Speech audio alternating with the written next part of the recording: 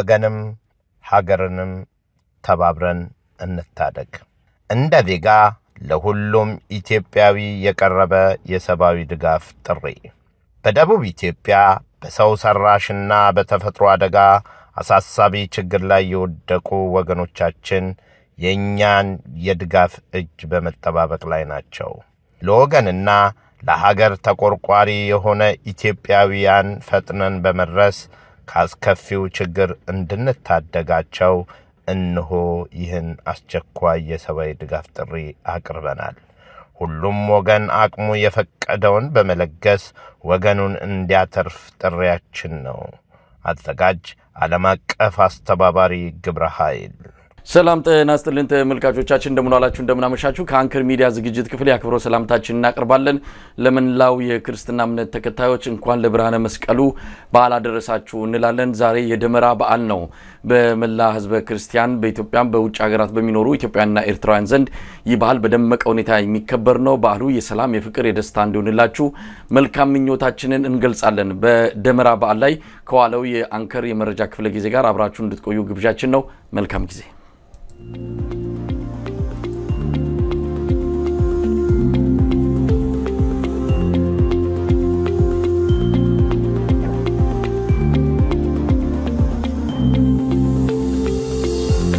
ተናስተልን መስፍን መሳይ እንዴት አለ? እንኳን አደረሰ እንኳን አብሮ አደረሰን።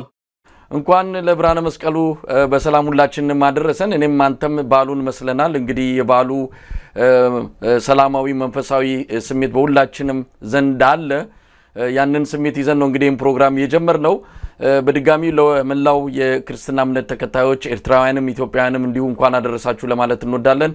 ነገ የመስቀል በዓል ነው። ዛሬ ደመራ ነው። በአዲስ አበባ የደመራ በዓል በአሁን ሰዓት እየተከበረ ያለ ነው። እኔናንተ የተገናኘው ምናልባት ይሄ ፕሮግራም ሲተላለፍ ፕሮግራሙ ተጠናቆ ሊሆን ይችላል።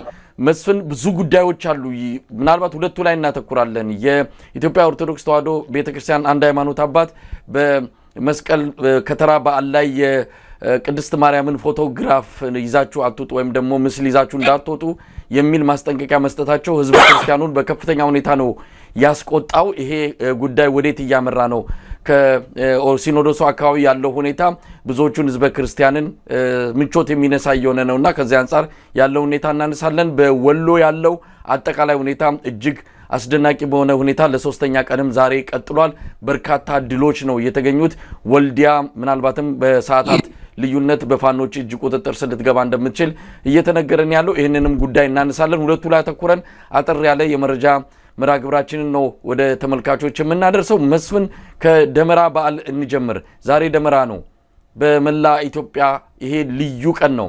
ምናልባትም ይሄን ቀን እንዳያከብሩ የተደረጉ ህዝበ ክርስቲያን እንዳሉም እየሰማን ነው። ወደ ሆሳዕና አካባቢ ደመራ እንዳይወጡ ህዝቡ ክልከላ እንደተደረገበት ይነገራል። ይሄ ሁኔታ ለተከታታይ ዓመታት በተለያዩ አካባቢዎች እየተከናወነ ያለ ህዝበ ክርስቲያኑን ያስቆጣ ያሳዘነ ያለ ጉዳይ ነው። ለማንኛውም ዛሬ ሰላማዊ መንፈሳዊ ቀን ነውና እንኳን ለበዓሉ አደረሳችሁ ብለን የተወሰኑ መረጃዎችን እንለዋወጣለን። እንዴት ነው ለቱን እንዴት ያከበራችሁ ነው? እንግዲህ ያው እንደምታየን ሽክ ብለን ይሄም አልተከለከለም። እርግጠኛ ነኝ ኢትዮጵያ ውስጥ የማይከለከል ነገር የለም። በነገራችን ላይ መሳይ ፕሮብሌም አሁን እኮ ምን መልበስ እንዳለብህ ምን መልበስ እንደሌለብህ ምን ማድረግ እንዳለብህ ምን ማድረግ እንደሌለብህ የሚወስነው መንግስት ነው። እና እኔ የሰው ልጅ በዚህ ደረጃ ነፃነቱን ተገፎ አገር አለኝ ባላ ከብራለሁ ደስ ብሎኝ ትላለሁ የሚባለው ነገር አይ ቲንክ ሰው መልሶ መላልሶ ሊያስብበት የሚገባ ነገር ይመስለኛል። በእኛ በኩል እኛ ምን እንሆናለን? እኛ በዓሉን እናከብራለን። እኛ ጋር ነገ ነው የሚከበረው በዓሉ ቅዳሜ። እሁድ ደግሞ ያው 1-4-5 ቦታ ክትፎ ጉራጌ ወዳጆቻችን ጠርተውናል። ሄደን እንግዲህ ሆዳችን እስከ ቦታ እስካገኘ ድረስ ያገኘነው ክትፎ እንበላለን። ግን ምን መሰለ የሚያሳዝነው ነገር መስቀል ለክርስቲያኖች የነጻነት በዓል ነው። የታሪኩ ራሱ እሌኒ ቆስጠንጢኖስ ምናምን ሮማውያን ለረጅም ዓመታት ክርስትናን ሲቀጠቅጡ ክርስትናን ሲጨቁኑ የነበሩ ገዢዎች ነበሩ። በእሌኒና በቆስጠንጢኖስ ነው መስቀል ክርስቲያኖች ነፃ ወጥተው ክርስትና የሮም መንግስታዊ ሃይማኖት ሆኖ ነፃነቱ ታውጆ መስቀሉ ተፈልጎ የተገኘው። እንግዲህ መስቀል ምልክትነቱ አንደኛው የነፃነት ምልክት ነው ለክርስቲያኖች ማለት። እንግዲህ ከ2017 ዓመት በኋላ ከስንት ሺህ ዓመት በኋላ እንግዲህ ዛሬ ወደ ያ ነፃነታችን ያጣን ያለንበት ወቅት ላይ ደርሰናል። በነገራችን ላይ አሁን ኢትዮጵያ ውስጥ ያለው ነገር የምታየው ነገር በተለይ ኦርቶዶክስ ክርስቲያኖች የኢትዮጵያ ቤተክርስቲያን አማኞች ያ የእምነት ነፃነታቸው በነገራችን ላይ ቤዚክ የእምነት የፈለጉትን የማምለክ የፈለጉትን የማድረግ የእምነት ነፃነታቸው እያጡ ነው። ምንም ይሄ በነገራችን ላይ በጣም እንትን የሚል አይደለም። ሌላው የፍሪደም ኦፍ ኤክስፕሬሽን ይባላል። እዚህ ሀገር እናንተ ጋር ማድረግ እንዳላቃል አንድ ሰው የፈለገውን ልብስ የፈለገውን ባንዲራ የፈለገውን እንትን አይነት የመያዝ መብት አለው። is a part of ሐሳብን በነፃ የመግለጽ ማንነትን የመግለጽ ባህሉን ማንነቱን የመግለጽ የመብት አካል ነው። ባይዞ የኢትዮጵያ ህገ መንግስት የሚሉት ይሄ 87 ላይ ጸደቀው የዛ የተረጋገጠ መብት ነው። እንግዲህ ይሄ ሁላ ተደፍጥጦ ነው በነገራችን ላይ ይሄንን ልበሱ ይሄንን አትልበሱ ይሄን ባንዲራ ያዙ ይሄን ባንዲራ አታያዙ ምንድን ማለት እኔ የማይገባኝ ነገር ምንድነው? ችግሩ ምንድነው? አሁን እነሱ ያሉት ነገር አለ። ለምሳሌ ልሙጡን ባንዲራ ሲያዩ የሚከፉ ሰዎች አሉ ብለው ነው ምክንያት እየሰጡ ያሉት። እኔ እንትን አላልኩም። ምንድነው ባንዲራ ምንድነው የሚያስከፋው? ማን ነው የሚያስከፋው? ኢትዮጵያ ለረጅም ዓመታት ኢትዮጵያ ሰንደቅ ዓላማ የነበረ ነው። ግን ምን መሰለ እንትን ነው ይሄ አሁን ያለው ነገር የካልቸራል የባህል ጦርነት ነው ያለው። የካልቸራል ነው ያለው። አሁን ይሄ ንቅለ ተከላ ሂደት ላይ ነው ያለው። አንዱን ባህል ነባሩን ስርዓት ነባሩን መዋቅር አጥፍቶ አዲስ ባህል አዲስ ካልቸር አዲስ የማንነት መዋቅር የመገንባት ሂደት ላይ ነው ያለው ኢትዮጵያ። የአብይ አህመድ አገዛዝ ኦህዴድ ብልጽግና እያደረገ ያለው ነገር ያ ነው። ለዛ ነው አሁን ይሄ ሁላ ግጭት የምናየው። እንዴ እኔ ይገርመኛል እኮ መስቀል በመጣ ቁጥር ጦርነት በቃ የሆነ ችግር ሰው ያላሰበው ችግር ነው የሚታሰበው። የመንግስት ሚዲያ የሚያደርገው የጸጥታ እንትኑ ይሰበሰብና መስቀል በዓል በሰላም እንዲያልፍ እንደዚህ መደረግ አለባቸው ቅድመ ሁኔታዎች ያስቀምጣል። አፈሳ አዲስ አበባ ልጅ መቼም መከረኛ ነው። ከቤቱ መፈናቀልም አነሰው ከከተማው መፈናቀልም አልበቃው ብሎት በዓል በመጣ ቁጥር እንደመጤ በነገራችን ላይ ልክ ምንም ነገር መብት እንደሌለው እየታፈሰ በዓል የሚያሳልፈው የከተማው ነዋሪ የከተማው ወጣት እስር ቤት ሆኗል። ማጎሪያ ካምፕ ውስጥ ሆኗል። በጣም የሚያሳዝን ነው። ይሄ ነገር አሁን ደግሞ እየከፋ እየባሰ መጥቶ አሁን ምንድነው ስለ አድህኖ የመቤታችን ቲሸርት ያለበት እንትን ለብሳችሁ አትውጡ። ያ ደግሞ በጣም ትንሽ ከበድ የሚያደርገው አሰቃቂ የሚያደርገው በቤተክርስቲያን የእምነት አባቶች ጭምር ሲነገር ሰማ። በዛ ቀን የምንሄደው መስቀል በዓል ለማክበር ነው። የመስቀል በዓል ደግሞ የምናከብረው በዛ ቦታ ላይ እንደሚታወቀው የቃለ እግዚአብሔሮች ይደርሳሉ፣ መዝሙሮች ይደርሳሉ። በስተመጨረሻ ደመራ በሚለኮስበት ሰዓት ግን ሁሉም ጧፍ ተሰጥቶት በጧፉ የመስቀሉን ብርሃን ደመራው ለመለኮሱ የሚያበስር ጧፎች ለያንዳንዱ ከዛ ውጪ ግን ምንም አይነት ነገር ቲሸርት ምንም አይነት ነገር ምልክት የሚያሳይ ነገር ይዘን እዛ ቦታ ላይ እንዳንገኝ። በተለይ የእመቤታችን ስዕል ይዘን ወጣን ማለት ራሳችን የእመቤታችንን ክብር እንደማሳጣት ነው የሚቆጠረው። ስለዚህ ስዕሉንም እኛ አክብረን በደንብ አርገን ለእመቤታችን ያለን ክብር ለእመቤታችን ያለን አመለካከት ትላንትና በተናገርኩት ልክ ነው። ምንድነው ችግሩ ማለት ያ የእመቤታችን ስዕል አድኖ ቢለበስ የመላእክት ስዕል አድኖ ቢለበስ ተዋህዶ እምነት ነች የሚለው ነገር ምንድነው ችግሩ? የሚፈጥረው ነገር ምንድነው ማለት እኔ ቢያብራሩልን እንደው ብናቀው ደስ ይለኛል። ምንድነው የዚህ አይነት ቲሸርት የዚህ አይነት እንትን አለባበስ የሚፈጥረው መሰናክል? በነገራችን ላይ ዝም ብለህ ካየኸው አሁን ባንዲራ ታዚው ይሄን አታርጉ ተብሏል። አሁን ደግሞ በቀላሉ ማየት የሚገባን አይመስልንም። ይሄ የቤተክርስቲያኒቱ ውሳኔ ወይም ደግሞ የሲኖዶሱ ውሳኔ ነው ብሎ መቀበል የሚቸግር ነው። ይሄ አጠቃላይ በቤተክርስቲያኒቱ ላይ በመንግስት የመጣው ጫና አንዱ መገለጫ ነው ብሎ መውሰድ ይገባል። አባ ህፃን የሚባሉ ላገኛቸው ሞክሬ ነበር። ይሄ መግለጫ የሰጡት እሳቸው ናቸው። በተደጋጋሚ ስልካቸው ላይ ሞክሬ ሊያነሳው አልቻሉም። በፊት ያነሱልኝ ነበር።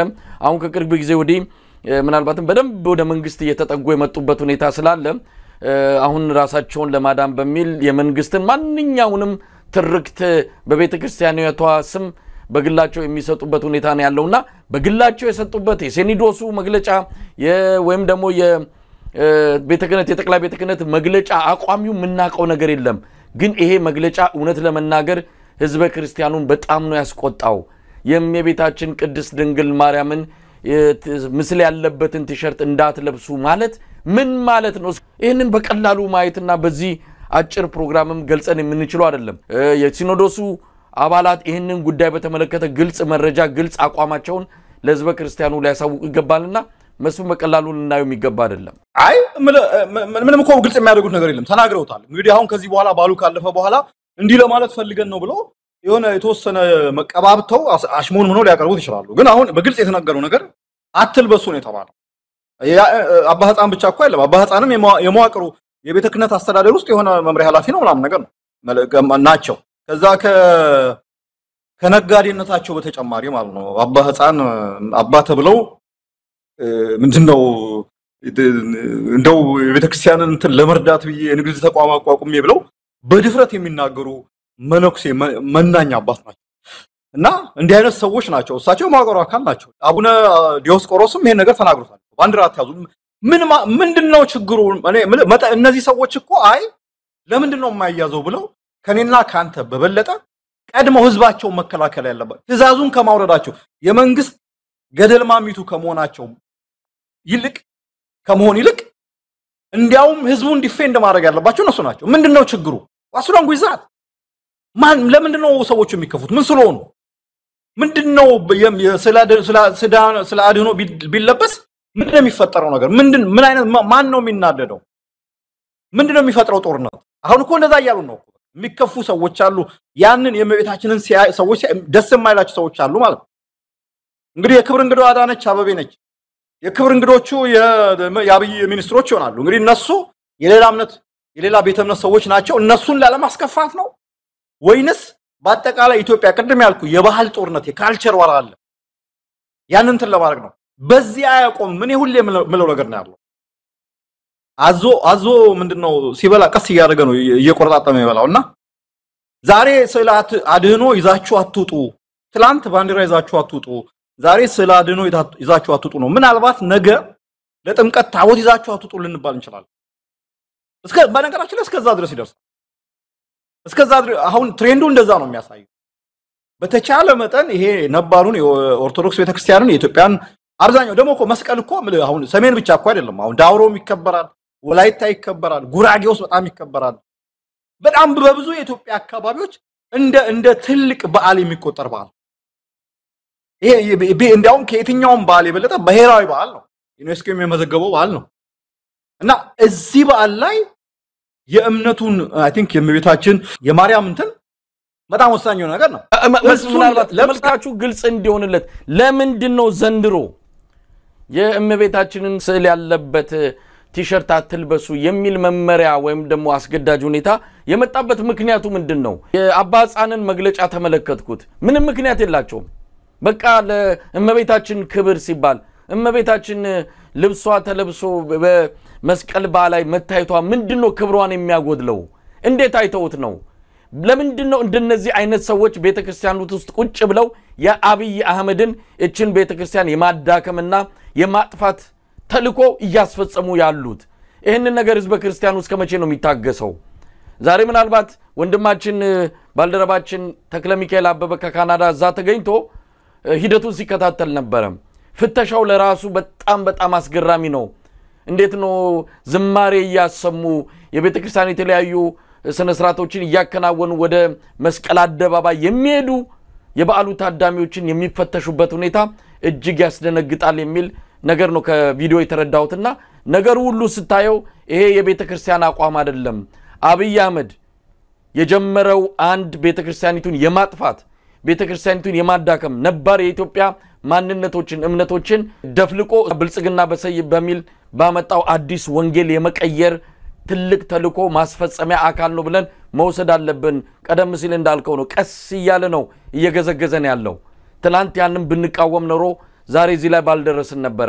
ዛሬ ይሄንን ካልተቃወምን ነገ እንዳልከው ታቦት እንዳይወጣ ብሎ አብይ አህመድ ከቤተ መንግስት ቢያውጅ ቤተ ክህነት ተቀበለዋለች ስለዚህ ህዝበ ክርስቲያኑ እየመጣለውን አደጋ በደንብ መረዳት አለበት በጣም መሰረታዊ ነገር ነው ምንድነው ያ ስላድኖ ተለብሶ ቢወጣ የእመቤታችን ክብር ይቀንሳል። እነሱ ናቸው የእመቤታችንን ክብር የቀነሱት በነገራችን እና አባ ሕፃን ናቸው ያዋረዷት በኢትዮጵያ ባህል በኢትዮጵያ በክርስትና ትራዲሽን ውስጥ የእመቤታችን ያላት ቦታ በጣም ይታወቃል። በጣም ትልቅ እንትን ቦታ ነው ያላትና በችግርም በመከራም በእንትንም ጊዜ ሰው ስላድኖ ይዞ ወጥቶ ነው ተማጽኖ የሚያቀርበው፣ ደስታውን የሚያቀርበው፣ ምስጋናውን የሚያቀርበው እና ይሄንን እንዳልኩ ነው። እነዚህ ሰዎች የገደል ማሚቶች ናቸው። ከቤተ መንግስት የሚወርደው መመሪያ ሳይውጡ ሳያላምጡ ምንም ነገር እንትን ሳያደርጉ የማስተላለፊያ ይሄ እንደ ቧንቧዎች ናቸው። በቃ ቤተ መንግስት ውሳኔ ይወሰናል፣ ይሄን ነገር ተናገሩ ይባላል። እንደና አባ ሕፃን እና አባ ዲዮስቆሮስ እና አባ ሳዊሮስ የመሳሰሉት ወጥተው ይናገሩታል። ስለዚህ እነዚህ ሰዎች መጀመሪያም ወደዚህ ቦታ እንዲመጡ ሲደረግ ተቃውሞ ተነስቶ ነበር። ታስታውሳለህ? አሁን የሲኖዶስ ጸሐፊና የሲኖዶስ የጠቅላይ ቤተ ክህነት ስራ አስኪያጅ የተባሉ ሰዎች እነዚህ ሰዎች ለቤተ ክርስቲያኒቷ ጥፋት ተባባሪዎች ናቸው ነበሩ።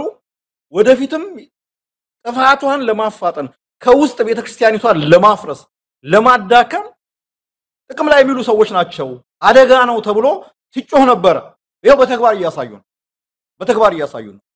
እኔ እኮ ፍርድ የሚል ኢትዮጵያ ውስጥ እኮ ፍርድ ቤት ቢኖር እና እንደናንተ ሀገር ሱፕሪም ኮርት ምናምን እኮ ቢኖር ይሄ ነገር እኮ በፍርድ ደረጃ በሱፕሪም ኮርት ደረጃ ክርክር ፍርድ ቤት ተከሶ መንግስት ተከሶ ክርክር የሚካሄድበት ነገር እኮ የሰው ልጅ ራሱን የመግለጽ ነፃነት፣ የፈለገውን የመልበስ ነፃነት፣ የፈለገውን ባህል በአደባባይ የማሳየት ነፃነት፣ የፈለገውን ባህል በፈለገው ሁኔታ የማክበር ነፃነት እንዴት ነው ኢትዮጵያ ውስጥ እንትን የሚባለው? እኔም በጣም እኮ እንትን ነው እኮ አሁን ድሮ ከነበረው እንትን ስናየው የመጨረሻ ወደ ኋላ እየሄድን እንዳልኩ ነው። እኔ ሁሌ የምለው ቀስ በቀስ እያለ እንዳይመስል በዚህ አይቆም፣ ነገ ሌላ ነገር ያደርጋሉ። ፍተሻው ይሄ ማዋከቡ ቅድም ያልኩ እኮ ነው። ከበዓሉ 2 ሳምንት 3 ሳምንት ጀምሮ የሚወጡ መግለጫዎች በሙሉ የሚያስፈራሩ መግለጫዎች ናቸው። የመስቀል በዓል ዝግጅትን ፖሊስና የጸጥታ እንትን ተሰባስቦ እንትን ልክ የሆነ የሁለት ተቃራኒ ቡድኖች አሁን እዚህ አውሮፓ ውስጥ የኳስ ቡድኖች የሚጣሉ ኃይለኛ ቡድን ማድሪድ እና ማን ነው ባርሴሎና ምናምን ነገር ሲኖር እነዚህ ሆሊጋንስ የኳስ ሆሊጋንስ ብጥብጥ ያስነሳሉ፣ ችግር ይፈጥራሉ ተብሎ ፖሊስ ቅድመ ዝግጅት ያደርጋል ማለት ነው። የኛ የመስቀል በዓል የኦርቶዶክስ በዓል ሲካሄድ እኮ አሁን ኢትዮጵያ ውስጥ እኮ የሚታሰበው በቃ ሊሆነ ሰው ለግጭት የሚወጣ ለጦርነት ለአምልኮ የሚወጣ ሳይሆን ምስጋና ለማቅረብ በዓሉን ለማክበር የአባቶቹን ትውፊት ለማክበር የሚወጣ ሳይሆን ለጦርነት የሚወጣ ነው የሚያስመስሉት፣ ለግጭት የሚወጣ ነው የሚያስመስሉት። ይሄ ራሱ ከናሬሽን ይጀምራል። በነገራችን ሚዲያው ላይ መንግስት ሚዲያ ላይ የሚደረገው ናሬሽን እንትን ነው። በነገራችን ይሄ እኮ በነገራችን ላይ እንትን በዚህ እኮ ቢቆም ጥሩ ነበር።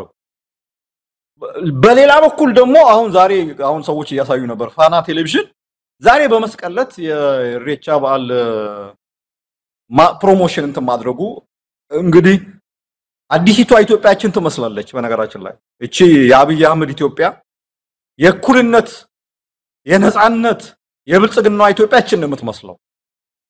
መንግስት አንዱን ባህል በተቻለ መጠን የሚጨቁንበት፣ የሚያፍንበት፣ የሚያዳፍንበት፣ የሚያደቅበት ሀገር ሌላውን ታስታውሳለህ? ከአለፈው ሳምንት አንድ የሆነ ደብዳቤ ሲዞር አይቼ ነበር። የቄርቆስ ክፍለ ከተማ ነው ቀበሌዎች ለኢሬቻ በዓል ዝግጅት ዱቄት፣ በርበሬ ምንድነው ገንዘብ ምናምን አወጡ ተብሎ ነጋዴዎች ሲጠየቁ ማለት ኢሬቻ በዓል ዝግጅት ሲከበር ከአዲስ አበባ ውጭ ከተለያዩ አካባቢዎች መንግስት በሚያዘጋጃቸው ትራንስፖርቴሽን የሚመጡ ሰዎች አሉ። ለነሱ ያቀባበል ዝግጅቱ ሌላ ነው። ለነሱ ያቀባበል ፖሊሱም ሰራዊቱም የከተማው መስተዳደር ስንት ነው የተመደበው? ይሄ የብሔር ጭቆና መገፋት በደል ዲስክሪሚኔሽን የሚባለው ነገር እኮ በነገራችን ላይ ምንም ሳይሸፋፈን ይሄ በቲዮሪ በታሪክ በምናምን ሳይሆን በቃ ራቁቱን ሆኖ ነው ያየነው። አሁን ባለው ሁኔታ በጣም የሚዘገነው ነገር እሱ። እኔ ኢትዮጵያ ውስጥ በ2018 ወይም ደግሞ በፈረንጅ 2025 ተመልሰን እንዲህ አይነት ራቁቱን የወጣ ዲስክሪሚኔሽን መድሎ፣ መንግስታዊ መድሎ ባይዘ ሲስተሚክ ስርዓታዊ መድሎ አይን ያወጣማ ሲፈጸም በማየት እኔ ማለት እኔ ተጎድቻለሁ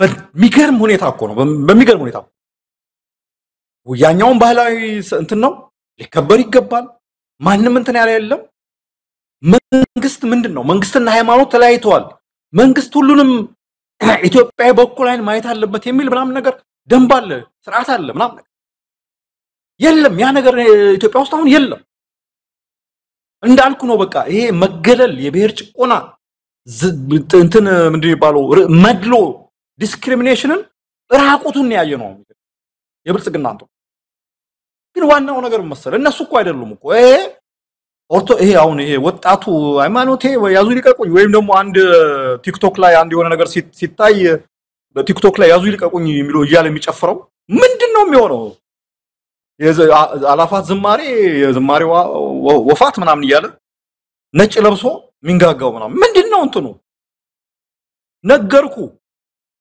ከ2000 ከምናምን ዘመን በኋላ ነፃ የወጣ ክርስትና ወደ ባርነት ነው እየተመለሰ ያለው በዓላት ታከብሩ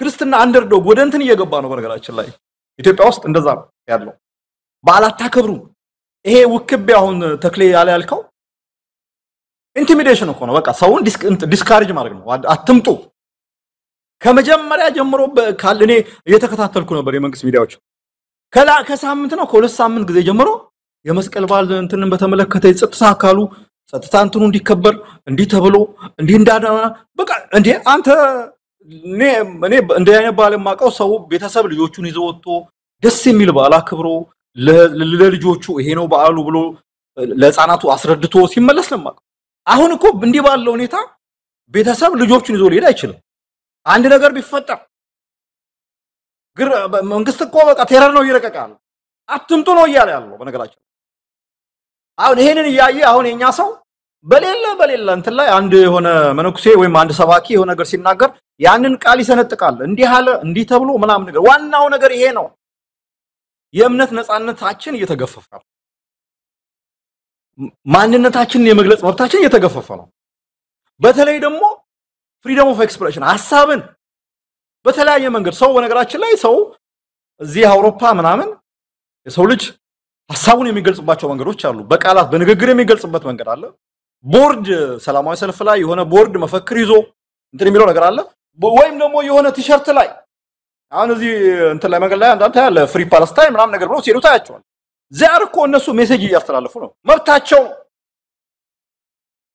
ኢትዮጵያ ውስጥ የእምነት ቤዚክ የሆነው ነገር እምነትህን መግለጽ አችልም ተብለ ነው እየታፈንክ ያለው ይሄ እኮ ቀላል ነገር አይደለም አሁን ይሄ አሁን እንዳይጥ የተደበቀው በየጉሮን ነው ምናምን ያለው አሁን ዝም ይላል አሁን በነገራችን ላይ የለም አሁን ይጠፋል የሆነ አንድ ሰባኪ ወይም ደግሞ አንድ የሆነ ነገር ሌላ እምነት አንድ ደካማ ሰው የሆነ ነገር ሲናገር ቲክቶክ ላይ ምን ላይ በየአደባባይ ወጥቶ የታባቱ እምነታችንን ሰደበ ይሄ በቃ ደካማው ላይ በጣም የሚበረታው ኃይል የታል አሁን ይውጣና ይናገር በጣም የሚያሳዝን ነገር ነው እኔ እኮ እንዳልኩ ነው በቃ በግላጭ እየታየ ነው ኢትዮጵያ ውስጥ ያለው መድሎ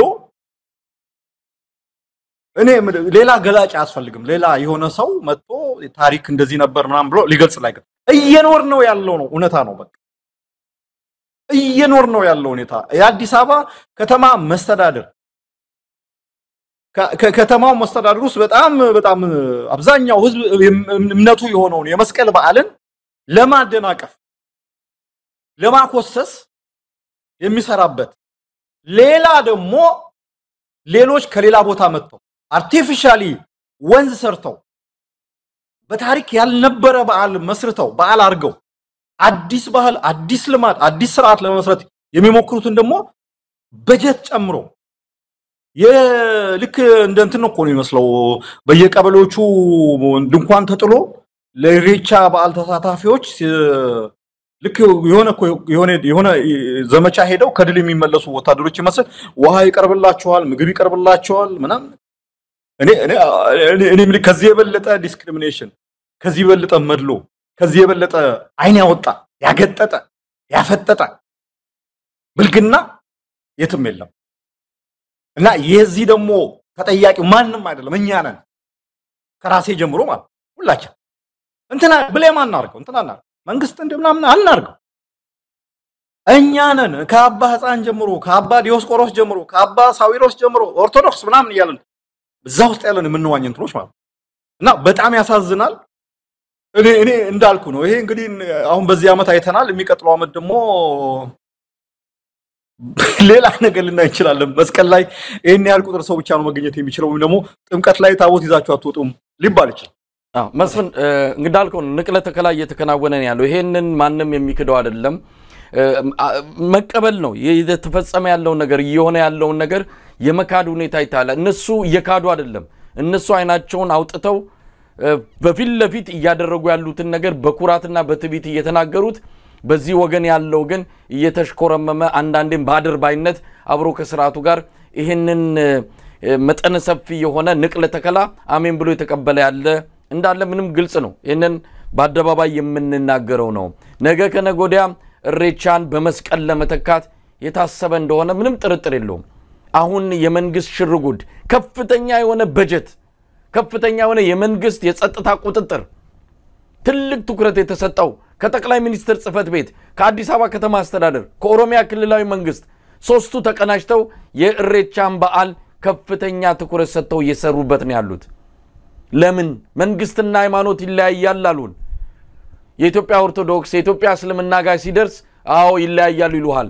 እዚህ እሬቻና ምናልባትም ይሄን እዚህ ጉዳይ ላይ ሲመጣ ግን የመንግስት በዓል ነው እንደውም ባለቤት መንግስት እስኪመስል ድረስ ነው እየሆነ ያለውና እቺ ነገር ቀስ በቀስ በሚቀጥለው ዓመት እንዳልቆም ታቦታት ተያዙ ነው በሚቀጥለው ዓመት ይያለ ደግሞ መስቀል አደባባይ ማታከብሩም የሚባል ነገር ሊመጣ ይችላል።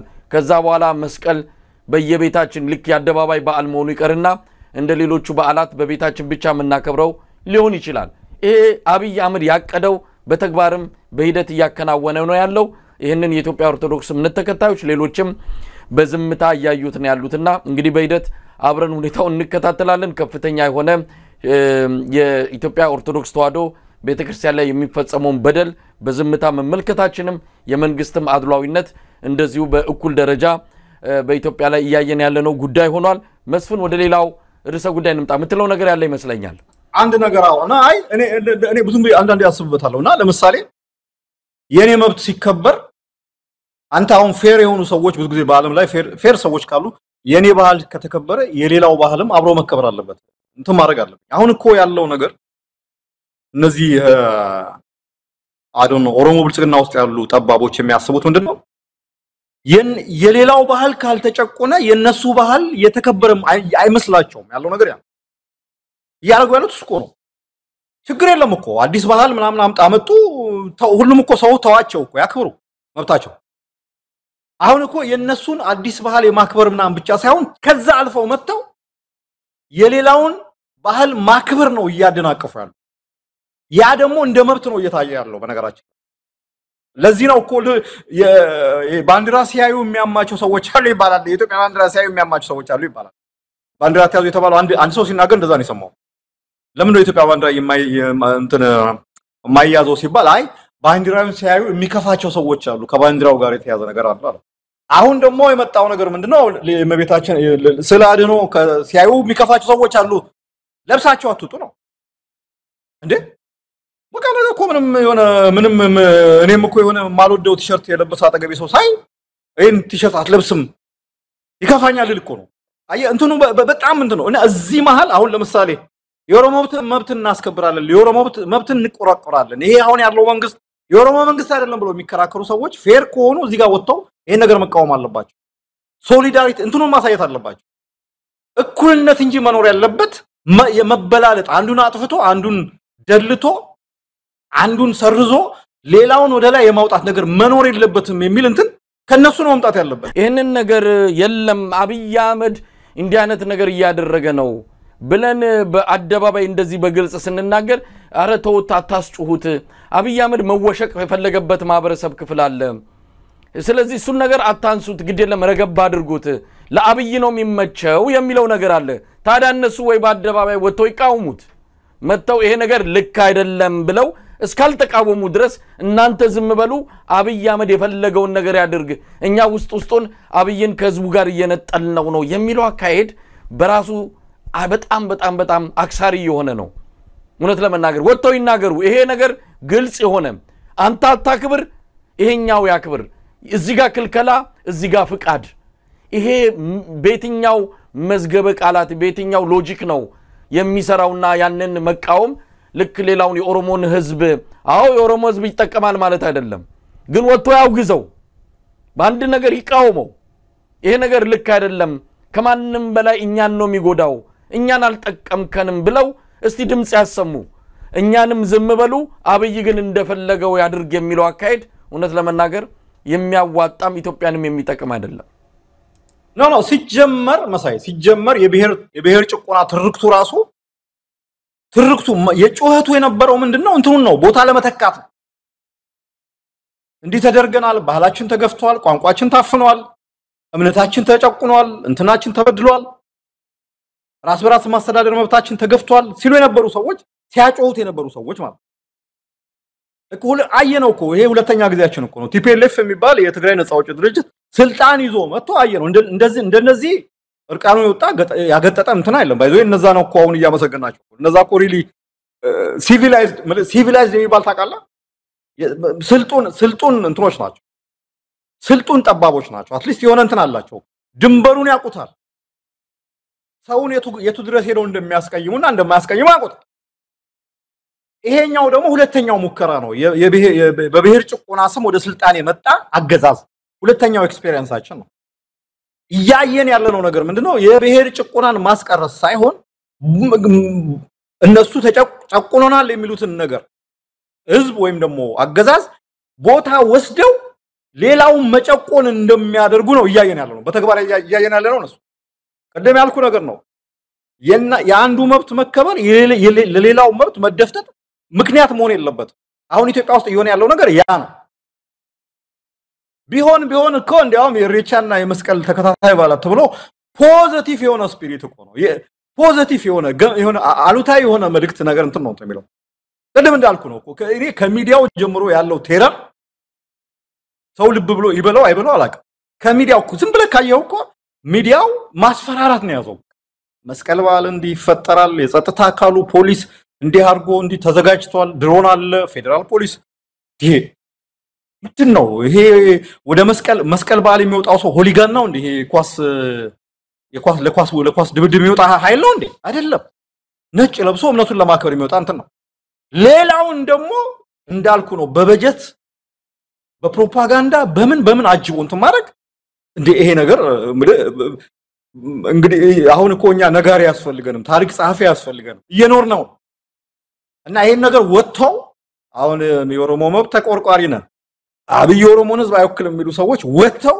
እኩል ዲናውንስ ማድረግ አለባቸው ኢንጀስቲስ ኢፍትሃዊነትን ዲናውንስ ማድረግ አለባቸውና ይሄን ነው ምለው በዚህ አጋጣሚ በድጋሚ ለመላው የክርስትና እምነት ተከታዮች እንኳን ለብርሃነ መስቀሉ አደረሳችሁ እንላለን መስፍን ሰሞኑን የኢትዮጵያ ህዝብ በትኩረት የሚከታተለው አይንና ጆሮው ወደ አንድ አቅጣጫ የሆነበትን የወሎውን ትዕይንት ነው የማነሳው ወሎ ላይ እየሆነ ያለው ታሪክ እየተሰራ ነው ዛሬ ሶስተኛ ቀኑ ነው ብዙ ነገሮች እየሰማን ነው ወልዲያና በጣም ቁልፍ የሆኑ አካባቢዎች አሁን ጦርነቶች እየተካሄዱባቸው ያሉ አካባቢዎች ናቸው ብዙ ቁልፍ ቦታዎች ተይዟል 7 ወረዳዎች በቁጥጥር ስር ተደርጓል ዛሬ በሶስተኛ ቀኑ ተጨማሪ በርካታ ያገዛዙ ወታደሮች ምርኮና ቁስለኛ እንዲሁም ሙት የሆኑበትን መረጃዎች እየሰማን ነው የምንገኘው ብዙ ድሎች ተገኝተዋል ዛሬም እንግዲህ በሶስተኛ ቀኑ ላይ ሆነን ነው እናንተ የተገናኘ ነው ያለፉትን ሁለት ቀናትና ዛሬን ጨምረን እንመለከተዋለን እንዴት እየተከታተልክ ነው መስፍን በጣም የሚደንቅ ነገር ነው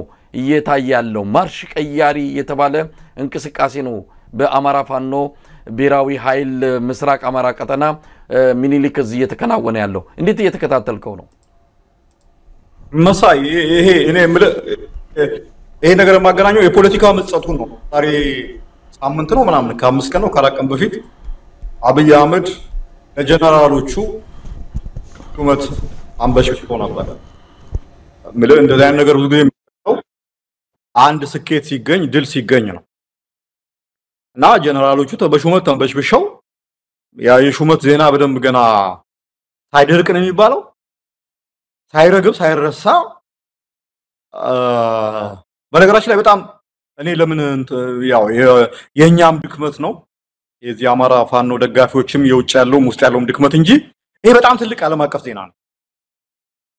እነዚህ ወረዳዎች የተባሉት እኮ ባይዞይ ቢደመሩ ምናምን በአጠቃላይ አይቼዋለሁ ማፑ ላይ ቤልጂየምን የሚያክል አካባቢ ነው የመንግስት ሰራዊት ለቅ ይወጣው። እኔ ሁሌ የምለው ነገር አለ እና ፋኖ እንደዚህ መንግስት ሰራዊት ላይ አንዴ ከባድ ምት አንድ ቦታ ላይ ማሳረፍ ከቻለ ከዛ በኋላ የመንግስት ሰራዊት ቆሞ መዋጋት አይችልም። መሬት ቆንጥጦ አንድ ቦታ ላይ አከርካሪው ከተመታ ከዛ በኋላ ስቴብል ሆኖ መዋጋት አይችልም። ይሄን ነገር አይተናል፣ በታሪክ አይተናል። ይሄ አሁን ያለው የመቼ ነው? ከ3 ቀን ነው ከ4 ቀን በፊት አንድ ምን የምትባል ከተማ ነች። አሁን ተገኝ ነው ማን የሚባል ከተማ ነው። ያ 82ኛ ክፍለ ጦርና 12ኛ ምናምን የሚባሉ የተደመሰሱበት ከዛ በኋላ የመንግስት ሰራዊት ኮምፕሊት ሌሎቹን አካባቢዎች እኮ በቀላል ውጊያ ነው እንትን እያደረገ ያለው። እንትኑ ገባ አንድ ቦታ ላይ የምትፈጥረው ምት ሌላ ቦታ ላይ ሾክ ዌቭ ነው የሚለቀው። ይሄ ወታደራዊ እንትን ላይ እንትን ነው፣ ስነ ልቦና ነው። ጦርነት ራሱ ስነ ልቦና እና የመንግስት ሰራዊት አሁን በቃ እንደ እንትን ነው እንትን እያለው አንዳንዱ ደስ እየሮጦ እየገባ ነው፣ አንዳንዱ ወደ ጎንደር ወደ ወልዲያ ምናምን እየሸሸ ነው። ወልዲያ ላይ እየመሸገ ያለበት ሁኔታ ነው እና በጣም የሚገርም እንትን ያለው እዚህ ይሄንን ካፒታላይዝ ማድረግ ያስፈልጋል። የፋኖ መሪዎች አሁን የተቆጣጠሯቸውን አካባቢዎች እንደ ተቆጣጠሩ ይዘው ያላቸውን ቀጠና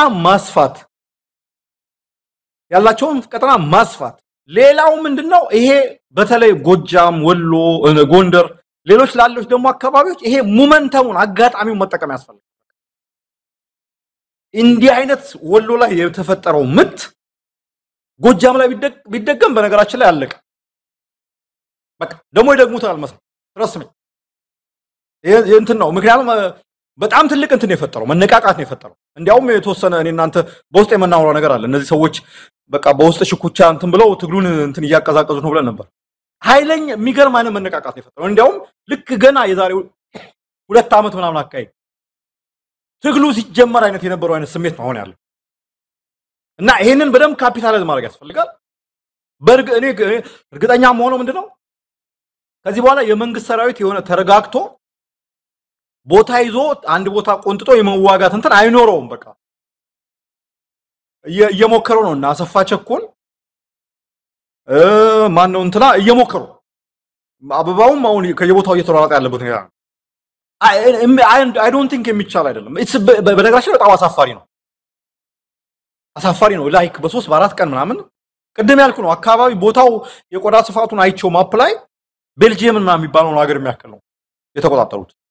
ትልቅ ለምን ዓለም አቀፍ ዜና እንዳልሆነ ነው የማይገባ የኛ ድክመት ስለሆነ ማለት እና ትልቅ እንትን ነው። ትልቅ የሞራል ጌን፣ ትልቅ የፖለቲካ ጌን ነው ለፋኖ እንዳልኩት። ይሄንን የበለጠ ካፒታላይዝ አድርጎ የበለጠን በዚህ ነገር ላይ አስራፊ ለመሆን ስራዎችን መስራት ነው። የተያዙ ቦታዎችን ይዞ መቀጠል፣ ህዝባዊ መስተዳድሮችን ማቋቋም፣ የውጊያ ቀጠናውን ማስፋት እንዳልኩት ነው። ሌላ ደግሞ አንድ ቦታ ደግሞ ጠብቆ የመንግስትን ሰራዊት እንትን መምታት ነው። መቼም ይገርማል የመሳሪያው ብዛት የምርኮኛው አዝናለሁ ኢትዮጵያውያን ስለሆኑ ነው። እኔ መቀለድ አልፈልግም ግን I feel sad ለልጆቹ ለነዛ ልጆች እና እጅግ አስገራሚ እንትን ነው ውጤት ነው የተገኘው። የሚገርመው ድምጻቸውን አጥፍተው ደግሞ የወሎ ፋኖች እኔ ብዙ እንትን አላልኩም ነበር እንደዚህ ዝግጅት እንዳለ ማላቀም ነበር። ድምጻቸውን አጥፍተው እንዲህ አይነት ምት ማሳረፋቸው በጣም የሚገርም ነው። አሁን እንዲያውም የሰማሁት ከነሱ ኋላ ቻይሎች አሉ የሚል አንዳንድ ያው የብልጽግና ስበብ መቼም አያልቅም መሳይ ብልጽግና በጣም ደስ የሚልኝ እኮ እንደዛ እኮ ነው። በቃ የሆነ 10% ቀርቷል ይሉሃል። ከዛ ኋላ ደግሞ መጽናኛ አያጡም ለራሳቸው አያጡም። አዎ በቃና ድብን ያለ ምት እንደ አይነት ምት ሲመቱ ይወጡና አይ እናንተና እኮ አግዟቸው ነው ምናምን ነገር አሉ። how honors እንዴ 2 ዓመት እኮ አዩት እኮ 2 ዓመት ማሸነፍ ያቃታቸው ነው ኃይል አይ እናንተና ባያግዟቸው ኖሮ ምናምን ይሄ ድሮ ልጆች ሆነን እንትን ቀጠሮ ሰኔ 30ን ተቀጣጥረን እንደባደብ የለ እና ስንሸነፍ እሱ እኮ ያሸነፈኝ ቆዳ ጫማ ስላደረገ ነው ብላ እንደዛ አይነት ነገር ማለት ነው። የልጅ ምክንያት ማለት አስታውሳለህ። እኔ ነገር አንተም ተጠቅመበታል። የልጅ ምክንያት ነው። አሁን ብልጽግና እየሰጠች ያለችው ድብን እናርገ ስትመታው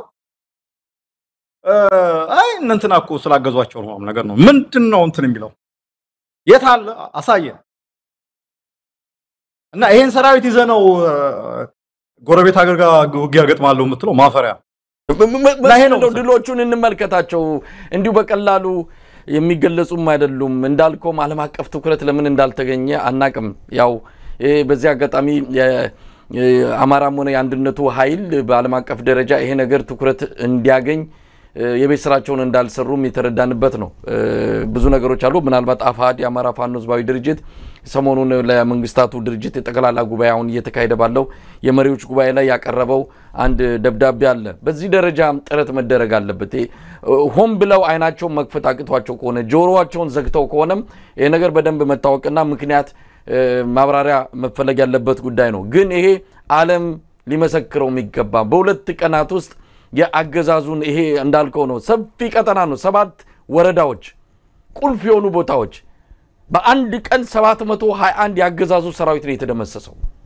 ከ500 በላይ ወታደሮች ነው የተማረከው ጎርፍ ነው የሆነባቸው ይሄ በጣም ከባድ ነው ወታደራዊ ባለሙያዎችን ማነጋግረን ነበር ከዚህ አንፃር በጣም አስደናቂ ድል ነው ያሉት እንዲህ አይነት ነገር በጣም በታሪክ ሊመዘገብ የሚገባው ነው እንደዚህም ሆኖ ግን እንደተባለውም ትኩረት የተሰጠበት ሁኔታ አናሳ ነው ያለው መስፍን ግን እንደ ፋኖ ትግል ይሄ ወደ ኋላ መመለስ የለበትም አነጋግረናቸዋል ምሬ ወዳጆም በጣም ጥሩ መልእክት አስተላልፈዋል ዛሬ በነገራችን ላይ የምሬ ወዳጆን መልእክት እየተከታተልኩ ነበር የአማራ ፋኖ ብሔራዊ ኃይል ሴንትራል ኮማንድ አባል እንደዚሁም የሚኒሊክ እዝ ዋና ሰብሳቢ ነው ምሬ ወዳጆ በጣም ቆንጆ መልእክትን ያስተላልፈው ይሄ ድል ይቀጥላል ነው እንዲህ ወደ ኋላ መመለስ የለም ጥንቃቄም ደግሞ ያስፈልገዋል ስለዚህ ቆም ብሎ ማሰብ ይገባል አሁን ከዚህ በኋላ ምንድነው ከተማ ያዙ መልቀቅ አይደለም መሰረታዊ የሆነ ስር ነቀል የሆነ አከርካሪውን የሚሰብር እርምጃ እየወሰዱ ነው ወደፊት መገስገስ የሚገባው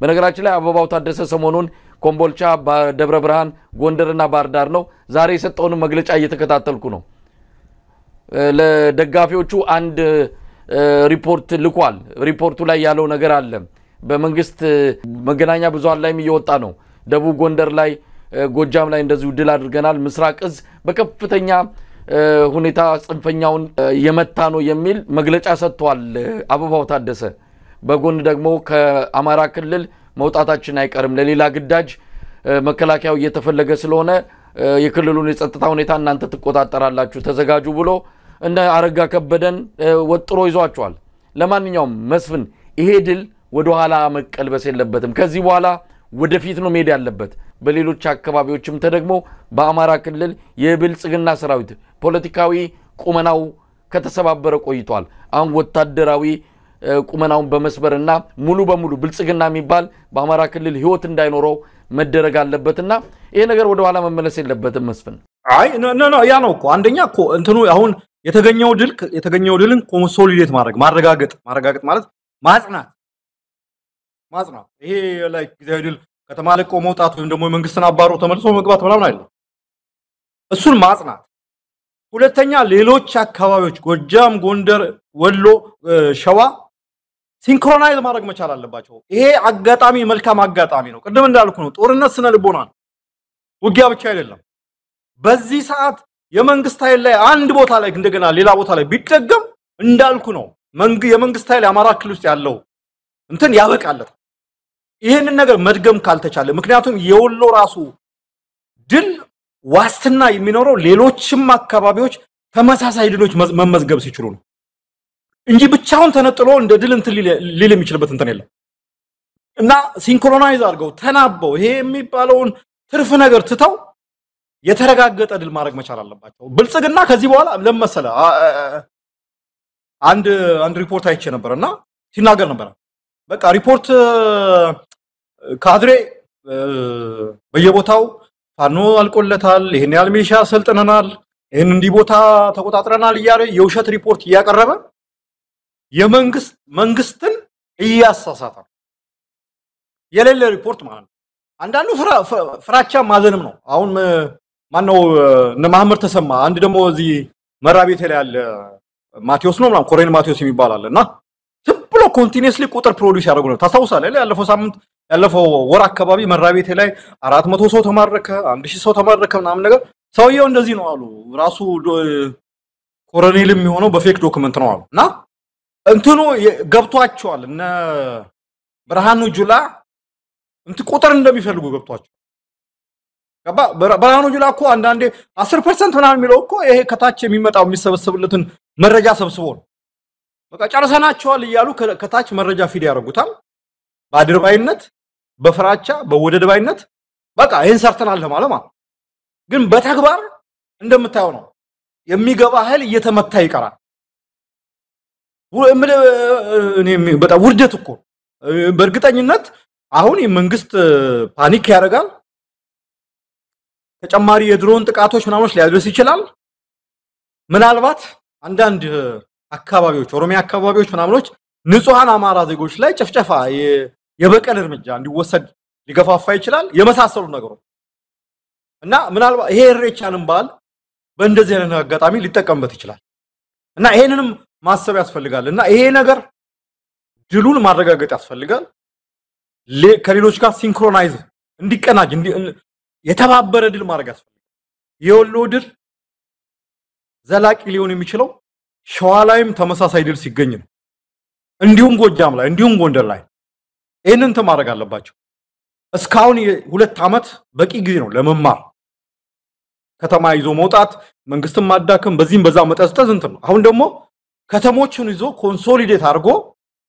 መሪ መሆን መዋጋት ብቻ ሳይሆን ወረዳ ማስተዳደር አገር ማስተዳደር አውራጃ ማስተዳደር ዞን ማስተዳደር ልምዱን መጀመር ያስፈልጋል እንዲህ ያለ ነው በኋላ ኢትዮጵያ ማስተዳደር የሚባለው ነገር የሚመጣውና እኔ በጣም ትልቅ ነገር ነው ኢትስ አሜዚንግ ማለት እኛ አንተን ስለሆነ አይደለም በማንኛውም መለኪያ ማንኛውም ገለልተኛ ነኝ የሚል ታዛቢ ወይም ወታደራዊ ባለሙያ መጥቶ ያሉትን መረጃዎች ይገምግምና ይናገር በጣም የሚገርም አይነት አንጸባራቂ ድል ነው አይ ዶንት ኖ ስም እንደምንሰጠው አላውቅም ግን ብልጽግና ከፍተኛ ልክ አከርካሪ ተመታ የሚባልበት እንትናል አይ ቲንክ ይሄ እንደዛ ነው አከርካሪውን ነው የተመታ መስፈን አሁን አንዳንድ መረጃዎች የደረሱን ነው ወደ ሚኒሊክዝ ማለት በአማራ ፋኖ ብሔራዊ ኃይል የምስራቅ አማራ ቀጠና ሚኒሊክዝ 3ኛ ቀኑን በያዘው ዘመቻ በርካታ ድሎች የተመዘገቡ ነው ያሉት የሚኒሊክዝ ተወርዋሪ ሻለቃ እና ልጅ ኢያሱ ኮርቤታ አማራ ክፍለ ጦር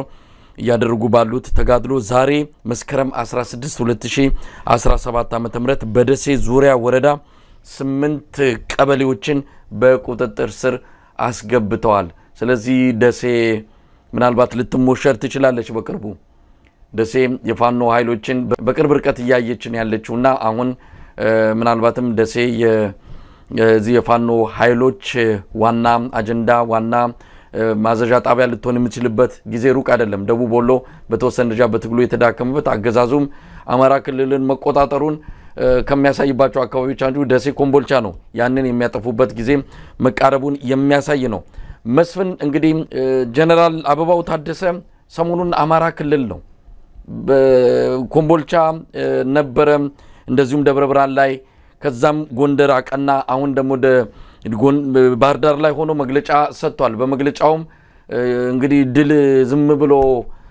እንደ ልብ ወለድ አይጻፍም እኛ ጎንደር ደቡብ ጎንደር ላይ ውጊያ ስለመኖሩም የትም የሰማነው ነገር የለም ዝም ብለው ደቡብ ጎንደር ላይና ጎጃም ላይ መጠነ ሰፊ ጥቃት በጽንፈኛው ላይ ፈጽመን ድል በድል ሆነናል ብሎ አይተናልና የዚህ ስርዓት ውድቀትን ከሚያሳዩ አንዱ እንዲህ አይነቱ ነገር ነው በዚህ ደረጃ ዜና እየፈጠሩ አደባባይ ይወጡ የራስን ደጋፊ ለማጽናናት የሚደረገው ትንቅንቅ የትም ርቀት አይወስድም ጀንበር እየጠለቀችባቸው እንደሆነ ከማሳየት ባለፈ አንድ ነገር እያሰቡ ነው መስፍን ምናልባት ይሳካላቸዋል ወይ የሚቀጥለው ግዳጅ ስላለን እናንተ ተረከቡን እያሉ ነው አብይ አህመድ ተሸንፈ ወጣው አከርካሪ ተመቶ ከአማራ ክልል ወጥቻለሁ ላለ ማለት አንድ ዘዴ ዘየደ ይመስላል ሌላ ግዳጅ መከላከያው ስላለው እናንተ ተረከቡ ይላል መቼ ኃላፊነታቸውን መቼ አሸነፉና እንዴ በውርደት እኮ ነው እየተመቱ እየተሰበሩ እየወጡ ያሉት እንዴ አይነትም ስትራቴጂ አቀደው ክልሉ ለቀው ለመውጣት ይሁን በርግጥ ሌላ ሚሽን ስላላቸው ምንም የምናቀው ነገር የለም ከኤርትራ ጋር ወይም ከዋት ጋር ሊዋጉ ነው ምንም እስካሁን ምን ሰማው ነገር የለም ፉከራና ሽለላ ብቻ ነው ስለዚህ ከአማራ ክልል ለመውጣት ኤግዚት ስትራቴጂ የሆነ የማርያም መንገድ እየፈለጉ ያለ ይመስላልና አበባው ታደሰ ያንን ፍለጋ አማራ ክልል እየተንከራተተ ነው ምን ይመስላል መስፍን መሳይ እስቲ ዝም ብለህ አስበው ከኤርትራም ጋር በለው ከትግራይም ጋር ውጊያ ለመክፈት አማራ ክልል እኮ ካልተያዘ ፕራክቲካሊ ኢምፖሲብል ኢምፖሲብል አማራ ክልል እኮ የኢትዮጵያ መንግስት ካጣቆ ከሰሜንም ከምዕራብም የኢትዮጵያ አካባቢዎች ጋር ተቆራረጠ ማለት መከላከያ ከአማራ ክልል ወጣ ማለት አለፈው 1 አመት 2 አመት ያሳየን ነገር ምንድነው መከላከያ ሲወጣ የብልጽግና መዋቅር አብሮ ይወጣል መከላከያ ሲመለስ የብልጽግና መዋቅር አብሮ ይመለሳል የብልጽግና መዋቅር ኦክሲጅኑ እስትንፋሱ ያለው መከላከያ ነው መከላከያ ከሌለ የብልጽግና መዋቅር የለም መከላከያ ወጣ ማለት የብልጽግና መዋቅር አብሮ ወጣ ማለት ነው ያ ማለት ደግሞ በአጠቃላይ አማራ ክልልና አጣ ማለት እንደ በደንብ ሎጂካሊ አስበው መሳይ አማራ ክልልና አጣ ማለት አማራ ክልልን ደግሞ ካጣ እንደሚሉት እነሱ እንደሚሉት ነው ለአሰብም ጦርነት በለው ለትግራይም ጦርነት የሚያደርጉ ዝግጅት ኢምፖሲብል የማይቻል ነው የሚሆነው ትልቁ የሀገሪቱ ግዛት ነው በነገራችን ላይ በቆዳ ስፋትም በህዝብ ብዛትም በሪሶርስም በምንም ይሄን አተ ወይም በአየር ምልልስ አርገህ ወይም ደግሞ በሌላ አየር መንገድ ብታረግ እንኳን የምትችለው ነገር አይደለም ፕራክቲካሊ ኢምፖሲብል መከላከያ ከአማራ ክልል ወጣ ተሸነፈ ማለት አማራ ክልል አብይ አህመድ አጣ ማለት ኢትዮጵያ ላይ ተሸነፈ ማለት ነው በነገራችን እስከ መጨረሻ ይጋደላል ቢያስባሉ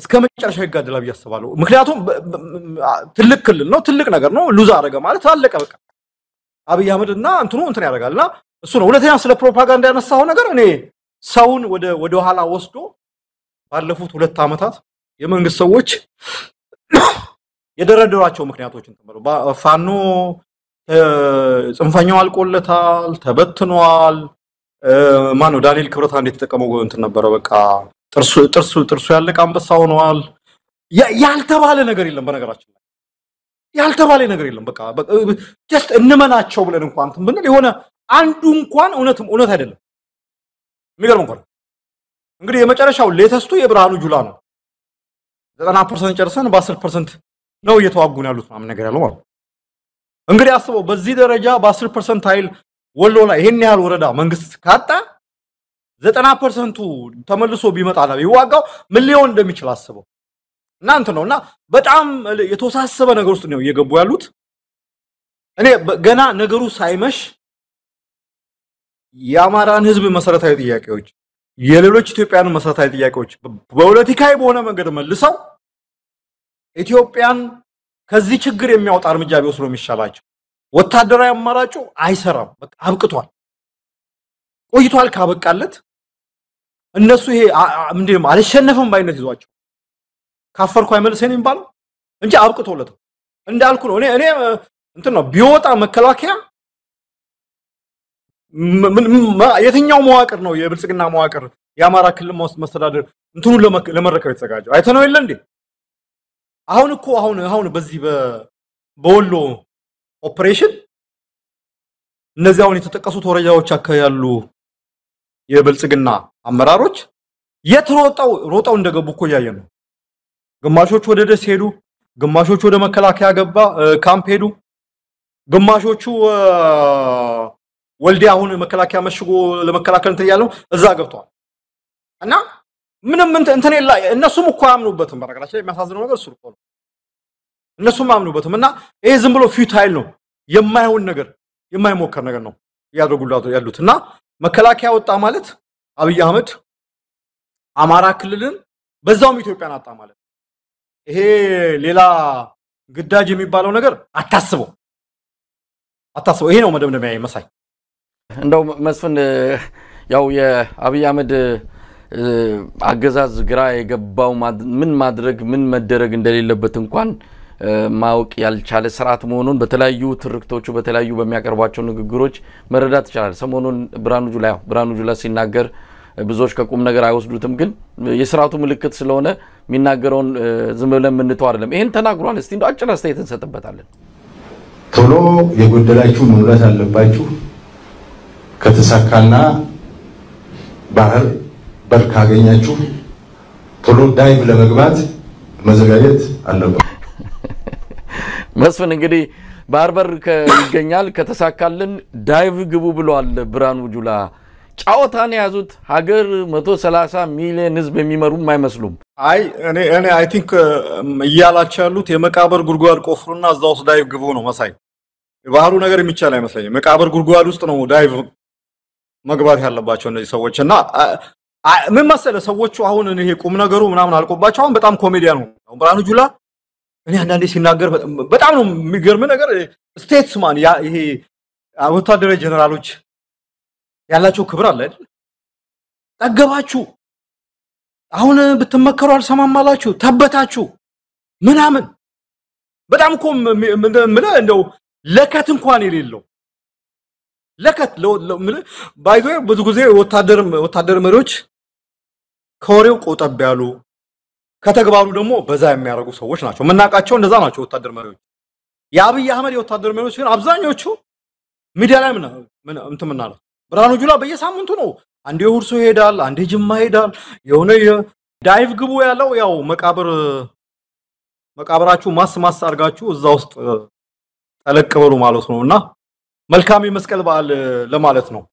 እንግዲህ መስፍን በደመራ በዓል ላይ የዋለውን የዛሬውን ያንከር መረጃ ክፍለ ጊዜ በዚሁ እናበቃለን። ለመላው ክርስትና እምነት ተከታዮች እንኳን ለበዓሉ አደረሳችሁ እንላለን። ነገ የመስቀል በዓል ነው።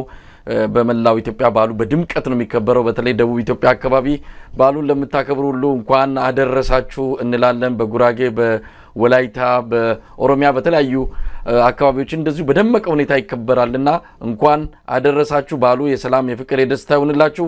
2018 የነጻነትና የድል ዓመት እንዲሆንልን በዛ አጋጣሚ ምኞታችንን እንገልጻለን። መስፍን በጣም አመሰግናለሁ።